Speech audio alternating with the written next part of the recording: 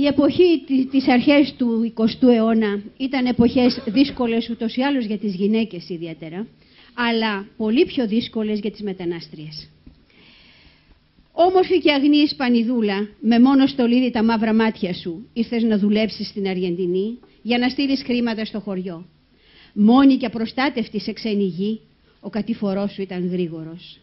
Χλωμή και θλιμμένη στην άκρη μιας πλατείας, σε τίποτα δεν θυμίζεις τον παλιό σου εαυτό. Γαγεγίτα, Ισπανιδούλα.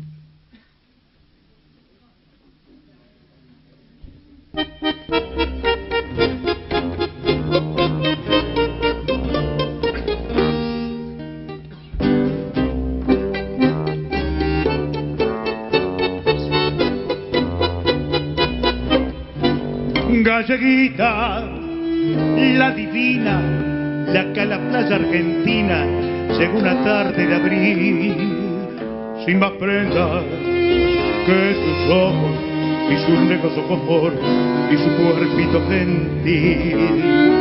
Siendo buena, eras honrada, pero no te valió nada, otras rodaron igual y te fuiste, galleguita, tras de la primera cita a parar en el Pigal. Sola y en tierras extrañas, tu caída fue tan breve que, como bola de nieve, tu virtud se disipó. Tu obsesión era la idea de juntar mucha platita para tu pobre viejita que allá en la aldea quedó.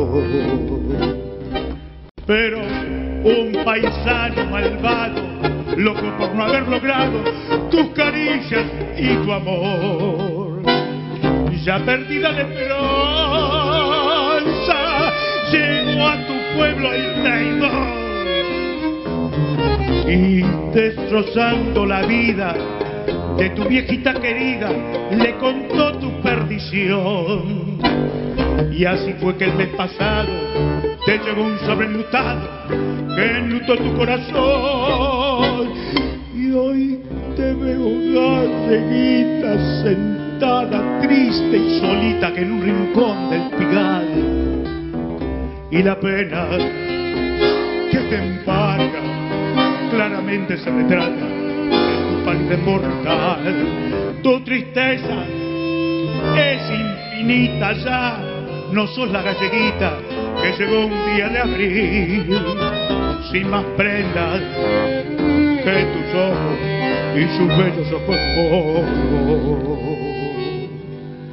y tu cuerpito gentil.